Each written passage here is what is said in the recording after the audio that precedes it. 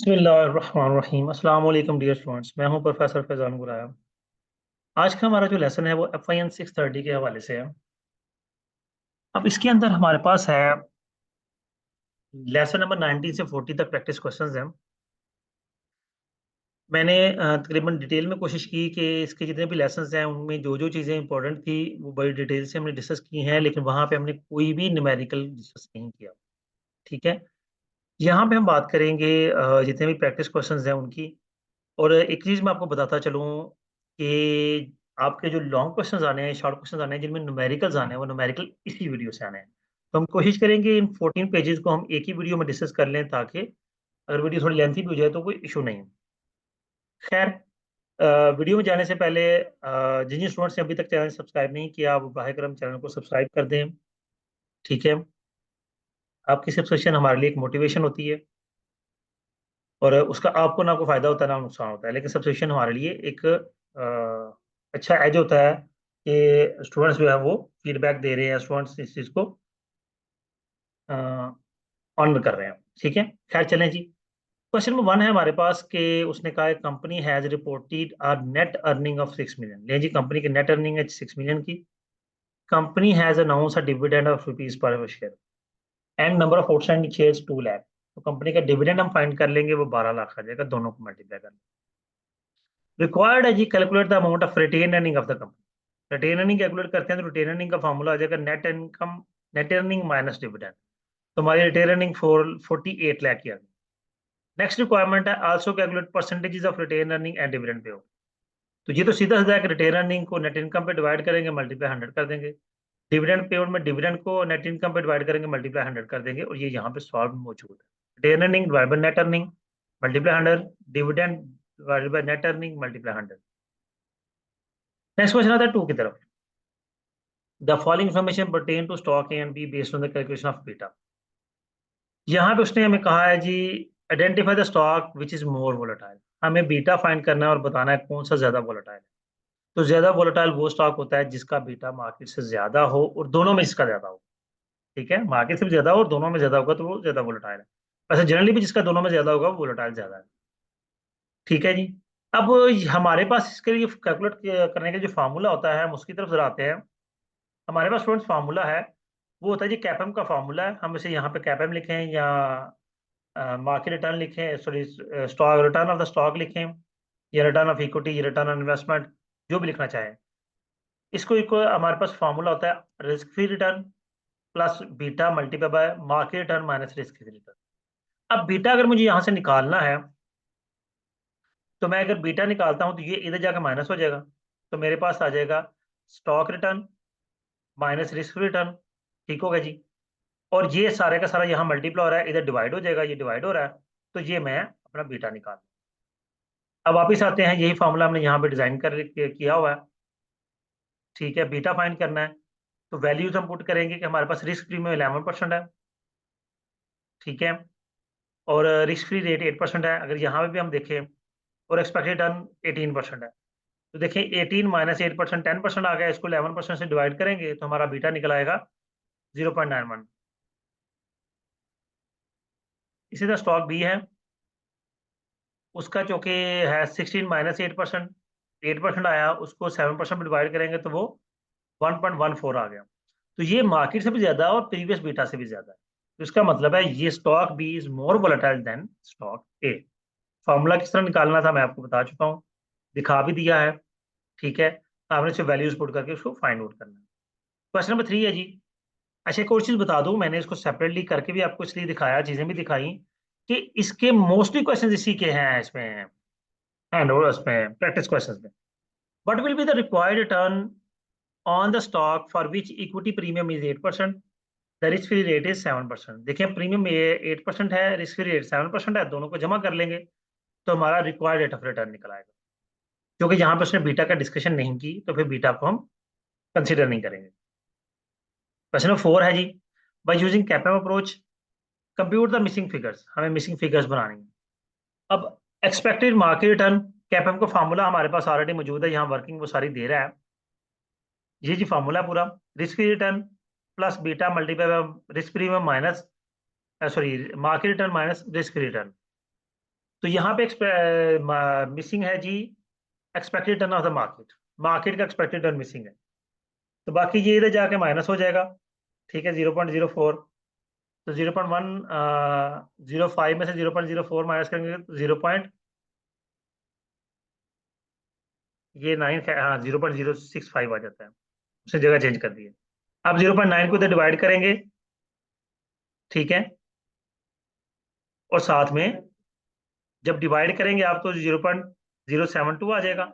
इसमें से 0.04 माइनस करेंगे तो हमारे पास 3.2% आ जाएगा।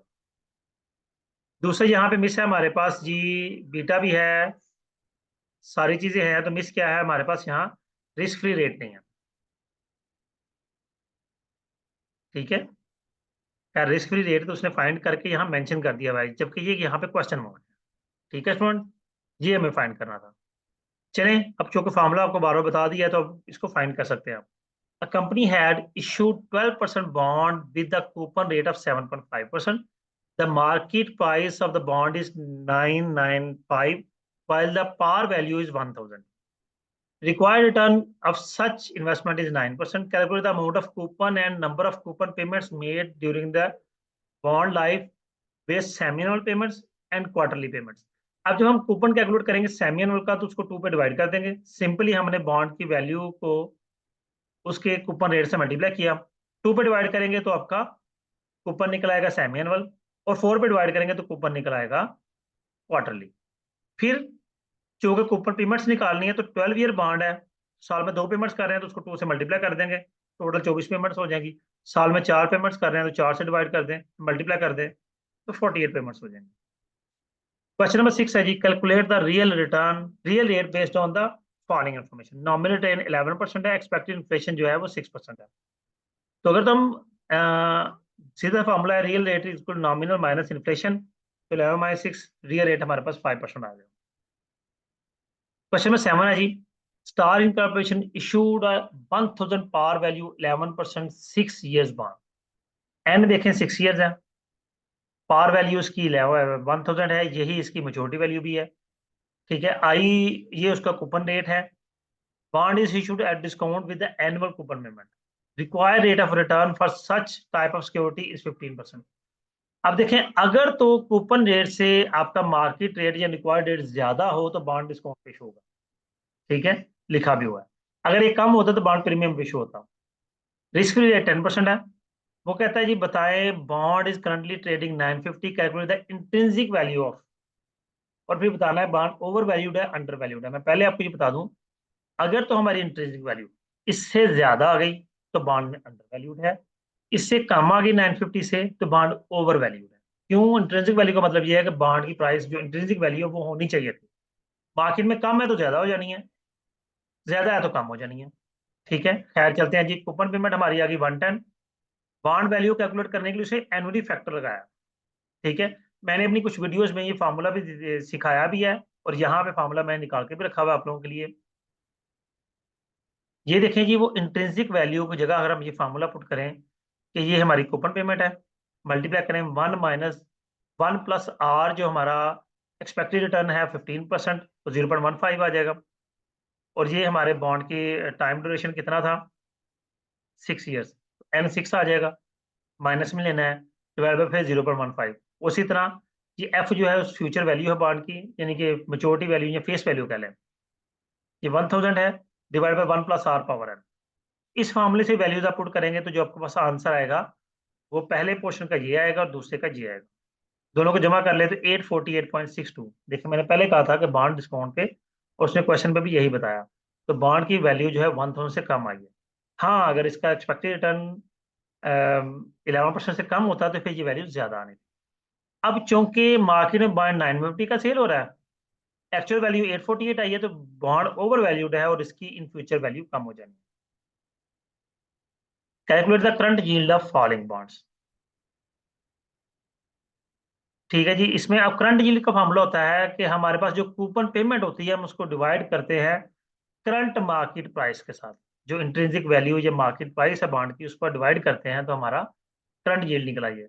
सबसे पहले हम इसकी कूपन अमाउंट निकालेंगे, तो वो उसको 1000 से डायरेक्टली मल्टीप्लाई कर देंगे, यहाँ उसने मल्टीप्लाई किया, डिवाइड 920 किया और मल्टीप्लाई 100 कर देंगे, तो 10.87 जो है हमारा करंट यील्ड लगी बॉन्ड 1 की और 9.92 बॉन्ड 2 की। Bond higher 1 is higher yield. Okay, question number 9 की तरफ चलते हैं। Find out the modified duration of security where market rate is 9% and duration security is 3.5 year. Modified duration होता है कि according to the market return हमारे bond की duration क्या हो रही है। तो सीधा सा फॉर्मूला होता है कि हम ड्यूरेशन को डिवाइड करते हैं 1 + i के साथ, तो 3.21 ईयर्स हमारी मॉडिफाइड ड्यूरेशन निकल आई। क्वेश्चन नंबर 10 है जी, calculate the volatility of 15 years zero coupon bond if the market rate change from 7% to 9%। लेकिन जी मार्केट रेट 7 से 9% हो गया, तो 7% जिस वक्त बॉन्ड इशू हुआ उस वक्त था, तो इसका मतलब है ये इसका कूपन रेट है। तो बॉन्ड की जो, अच्छा जी जीरो कूपन बॉन्ड है, ठीक है जी, 7% पे 362 आया हमारा बॉन्ड की वैल्यू और 9% पे 274 आई। तो बॉन्ड की वोलेटिलिटी जो है वो कितने परसेंट है? 24% है। प्राइस कम हुई है तो नेगेटिव वोलेटिलिटी आएगी। ठीक होगा जी। अब मैं थोड़ा सा बता भी दे रहा हूँ कैसे आया। वोलेटिलिटी का फॉर्मूला होता है कि जो P2 आपकी प्राइस है उसको P1 में से माइनस करें और सॉरी P1 को P2 में से माइनस करें और P1 पे डिवाइड करें। ये वोलेटिलिटी निकला देगी। इंटरेस्ट से चेंज होने से कितने परसेंट प्राइस में चेंज आया, तो 24% चेंज आ गया। क्वेश्चन 11 है, what should be the investor paid today for the falling bond 1000 face value to achieve 9.5% annual interest rate, 11.8% annual interest rate। दोनों सूरतों में हम सीधा सीधा जो है उसकी फेस वैल्यू कैलकुलेट करेंगे उसकी प्रेजेंट वैल्यू के हिसाब से। हाँ ठीक है, मैंने बताया था यही फेस वैल्यू यही फ्यूचर वैल्यू होती है। तो उसने फार्मूले को रीअरेंज किया है, इस वैल्यू को हम 1000 पे डिवाइड किया और हमारे पास प्रेजेंट वैल्यू बॉन्ड की निकलाई 529 और फिर दूसरी निकली 5409.7। ठीक है जी। अब चूंकि इसमें उसने नहीं बताया हमें कि इस बॉन्ड का कूपन क्या है, और जब कूपन नहीं बताया तो उसका मतलब है ये जीरो कूपन बॉन्ड है। तो फिर ये वाला पोर्शन जो पहला है हमारा, मैं यहाँ पे दिखाता हूँ, कूपन जीरो होने से ये सारा जीरो हो जाता है, तो फिर हमारे पास यही फॉर्मूला है, उसी को हमने यहाँ पे कैलकुलेट किया। नेक्स्ट चलते हैं क्वेश्चन नंबर 12 पे। Mister Nadeem buy 200 shares of stock at ₹27, receives 4 per share dividend. After 2 months, he sell the share at ₹35. Calculate holding period return. Holding period return same formula पीछे भी हम थोड़ा सा डिस्कस करके आए हैं, खैर पीछे छोड़े। Holding period return ending value minus beginning value plus income divide by beginning value. तो एंडिंग वैल्यू 35 है, बिगिनिंग 27 है, इनकम 2 है और डिवाइड बाय 27, तो होल्डिंग पीरियड रिटर्न जो है वो 41.66%। क्वेश्चन नंबर 13 की बात करेंगे। Calculate the selling price of securities based on the given information. जी हमारे पास नंबर ऑफ शेयर 500 है, परचेज प्राइस 60 है, डिविडेंड पर शेयर 4 है, होल्डिंग पीरियड रिटर्न 23.5 है। तो हमें सेलिंग प्राइस निकालनी है इसी फॉर्मूले को यूज करते हुए। ये जो एंडिंग वैल्यू है ये सेलिंग प्राइस है, यहाँ पे उसने पूरी वर्किंग की हुई है। Ending value minus 60 + 4/60। अब 60 को इससे मल्टीप्लाई करें, 14.1 आ गया। और फिर ये जो -56 हो रहा है इसको इधर प्लस कर दें, तो एंडिंग वैल्यू 70.1 आ गई। इसी तरह यहाँ पे 119.9 आ गई। क्वेश्चन 14 की बात करेंगे। The following information pertains to the stock A and stock B. Calculate the total return for each and identify which stock is given higher return to the investor. Purchase price, receive dividend, current market price. इसका भी same वही formula कि जो dividend है वो ending price plus minus beginning price plus dividend divide by beginning price. Question 15 करेंगे। Over a 22 years period, a large common stock has the geometric mean return is 13%, while the treasury bills and had a geometric mean return is 6%. What is the historical equity premium risk premium based on geometric mean?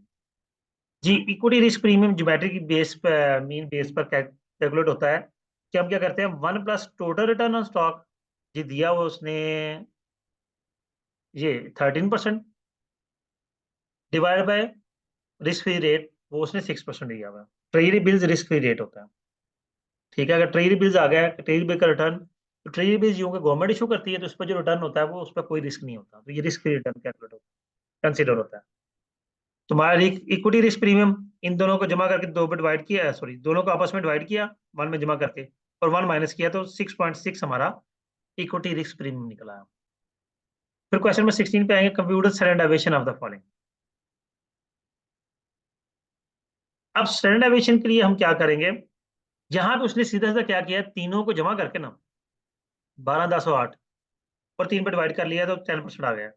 जबकि हमें actually करना ये चाहिए था कि हमें probability को return से मल्टीप्लाई करना है, फिर तीनों को जमा करना, जो आंसर आएगा वो हमारा एक्सपेक्टेड रिटर्न होगा। वो आना 10% ही है, लेकिन उसको हम प्रॉपर करेंगे, ये तरीका ठीक नहीं है। तो हम अपनी वर्ड की फाइल पे आते हैं, यहाँ पे मैंने कैलकुलेट किया हुआ है, ये देखिए जी, ये उसने सोल्यूशन किया, और नीचे मैंने उसी ग्राफ को थोड़ा सा मैं इसको जूम आउट करता हूँ ताकि पूरा नजर आ जाए। ये देखिए, ये एज इट इज दोनों मालूम मौजूद है। मैंने क्या किया, इसको इससे मल्टीप्लाई किया 12 से, तो 4.2 आ गया। 0.3 को 10 से मल्टीप्लाई किया 3 आ गया। 0.35 को 8 से मल्टीप्लाई किया 2.8 आ गया। तो टोटल हमारा 10 ही निकला। एक्सपेक्टेड रिटर्न हमारा 10 निकला, 10%। अच्छा स्टूडेंट्स, यहाँ पे एक बात का आपको क्लियर करता चलूं कि ये कोइंसिडेंटली 10% आया है। एक्चुअली 10% आना लाजमी नहीं है। वो प्रोबेबिलिटी की अरेंजमेंट इस तरह की है कि हमने जब उसको 12 से 35 को, 8 से भी 35 को मल्टीप्लाई किया, तो वो उनका जो इफेक्ट चेंज होना था वो चेंज नहीं हुआ, आंसर सेम आ गया।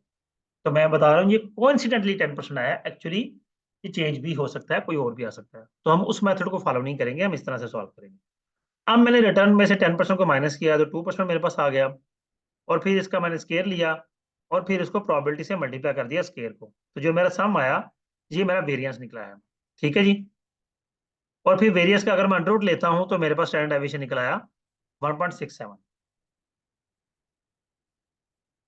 क्वेश्चन नंबर 17 है, mister Mohammad form three stock portfolio comprising stock X Y and Z, each with expected return of 15%, 20%, and 25%.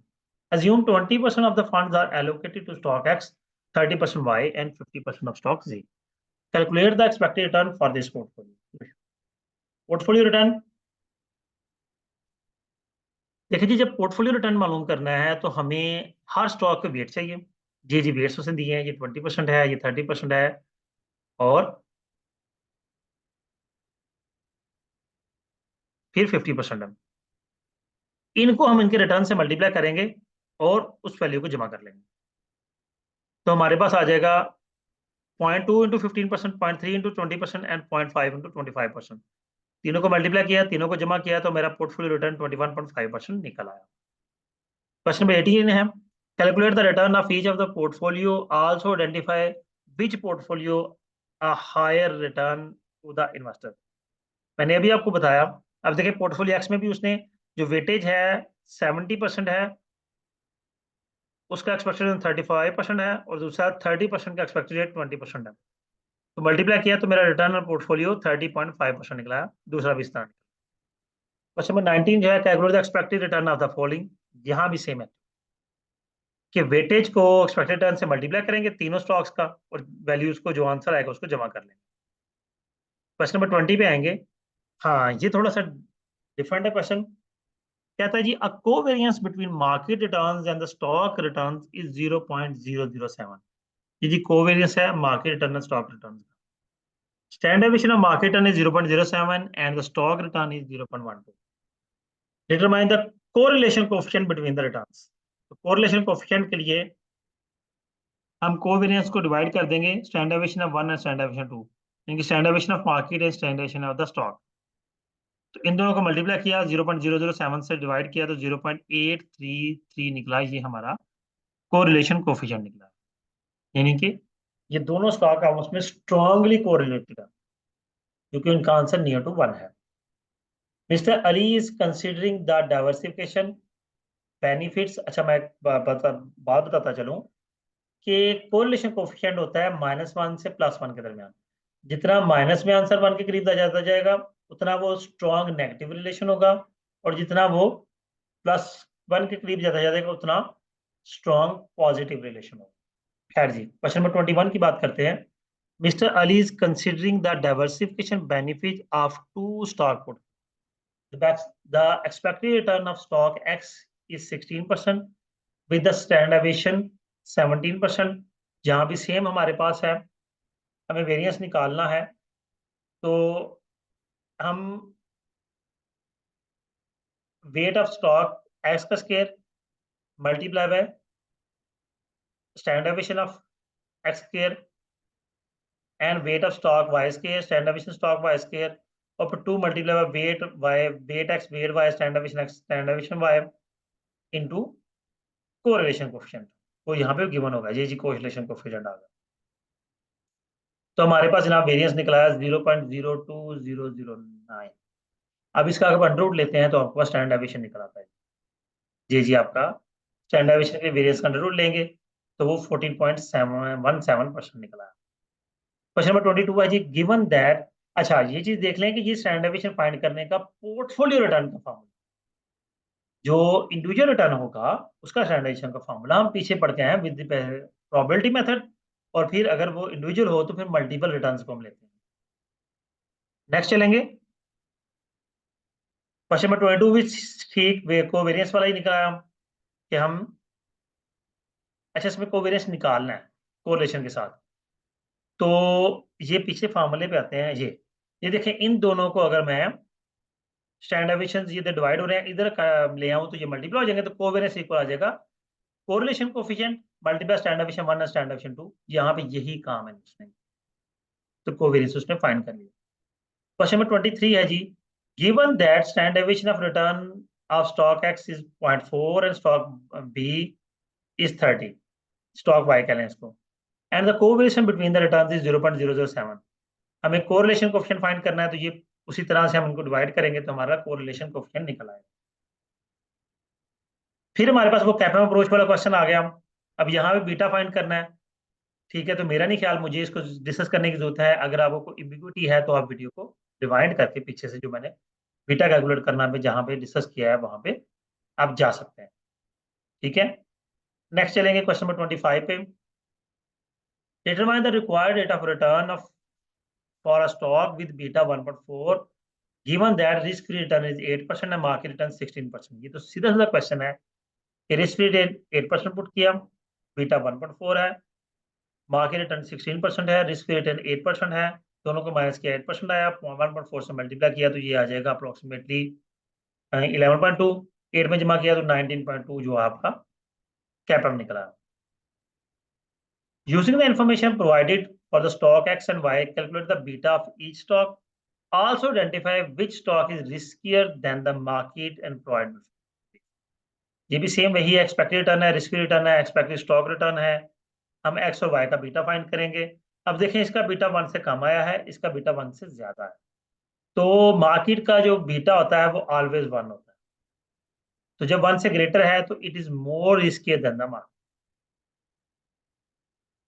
Question number 27 है जी, consider the investment portfolio with the standard deviation 19%, the expected market return is 23% with the risk rate is 15%, the government securities yield is 10%, what is the expected return of portfolio? Students मैं यहाँ पे बताता चलूँ एक चीज कि हमने SML security market line पढ़ी थी और कैपिटल मार्केट लाइन पढ़ी। अगर आप कैपएम को यूज करते हैं तो वो सिक्योरिटी मार्केट लाइन कहलाती है, वो किसी इंडिविजुअल सिक्योरिटी की बात हो रही है। जब हम पोर्टफोलियो की बात कर रहे होते हैं तो वो कैपिटल मार्केट लाइन कहलाती है और वहां पे हम स्टैंडर्ड डेविएशन को कंसिडर करते हैं। अब यहाँ देखें कि जी हमने रिस्क फ्री रेट लिया, ये आपके पास है, ये रिस्क फ्री रेट है। ऊपर हमने expected return of the market ले लिया माइनस रिस्क रिटर्न, और ये उसी तरह फार्मूला है कैपम वाला, लेकिन हम इसको मल्टीप्लाई करेंगे standardisation of the portfolio divide by करेंगे स्टैंडर्डाइजेशन ऑफ द मार्केट, ठीक है। ये थोड़ा सा चेंज है इस फार्मूले के अंदर। तो जब इन वैल्यूज को हमने पुट किया तो हमारे पास जो एक्सपेक्टेड रिटर्न बीटा निकला वो 26.47। क्वेश्चन नंबर 28 है जी, using the capital market line, जहां भी सेम वही, ये देखें वही फार्मूला है।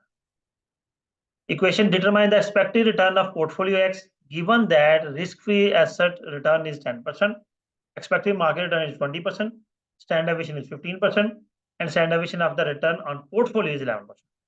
अब पोर्टफोलियो 11% यहाँ पुट कर लिया, डिवाइड कर दिया 0.15 से, यानी कि market standard deviation of the market. तो हमारे पास इसका जो एक्सपेक्टेड रिटर्न निकला वो 17.33 निकला। ये हम एक्सपेक्टेड रिटर्न निकाल रहे हैं, expected return portfolio. Question number 29 आ जाएगा। Given table provides the data considering two stocks X and Y. The market current risk is 6% and expected return of market portfolio is 16%, 22%. Accomplished by standard deviation of 10%. Calculate the risk of both stocks using capital market line equation. अब दोनों stocks का capital market line equation के मुताबिक हमें expected return calculate करना है।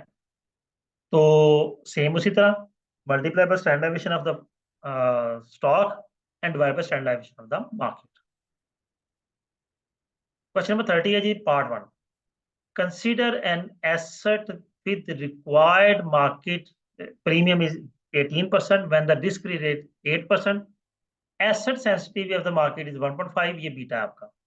What will be the required return on the asset? जी, तो हमारे पास आ जाएगा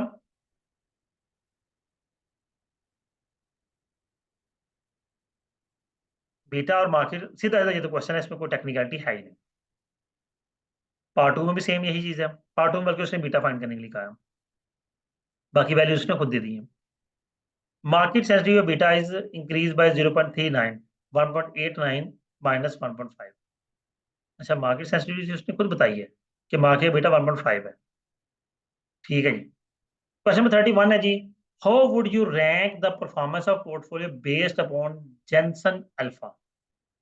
if alpha is greater than 0, it means portfolio is having superior performance. Is alpha is less than 0, it means portfolio has inferior performance. Is alpha is greater equal to 0, the portfolio has performance with the। ठीक होगा जी। Same बात है कि अगर आप how would you rank the performance of portfolio based on the Jensen set? ठीक है, ये सीधा सा आंसर था। ये आंसर बड़ा इंपॉर्टेंट है और ये पेपर में आ भी सकता है, इसको खास तरीके से तौर पे ये याद कर लेगा। जेनसन अल्फा को मैं यहाँ पे डिस्कस नहीं करने वाला। ठीक है, वीडियो बहुत ज्यादा लेंथी हो जाएगी। Evaluate performance of each portfolio with the help of trainer reward to volatility ratio। ठीक है जी, ये क्वेश्चन 32 है जी। और फिर रिवार्ड टू वोलेटिलिटी रेशियो का फॉर्मूला हमारे पास आएगा।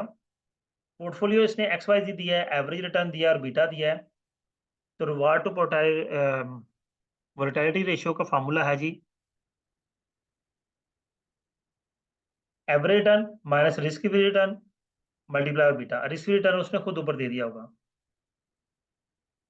ये दिया उसने 10%।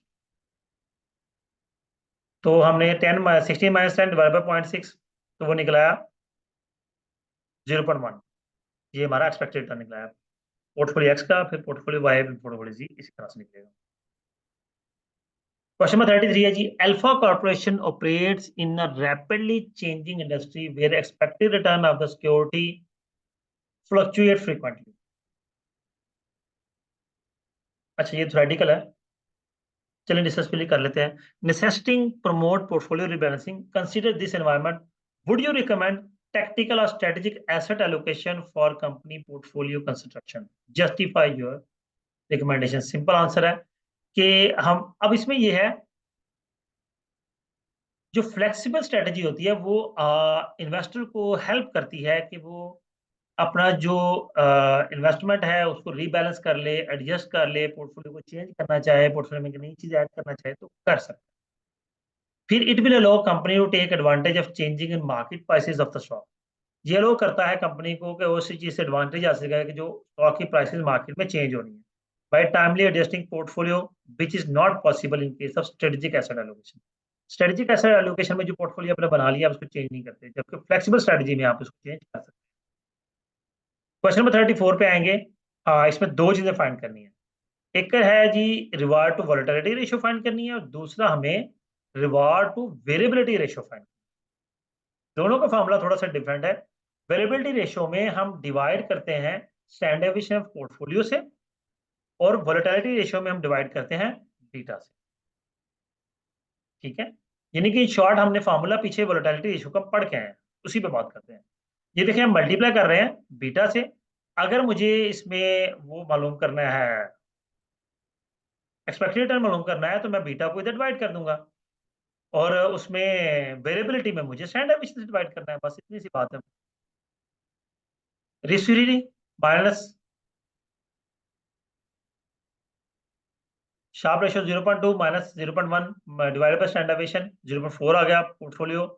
बी के लिए 0.18 माइनस 0.1 डिवाइड बाय 0.22 0.36 आ गया।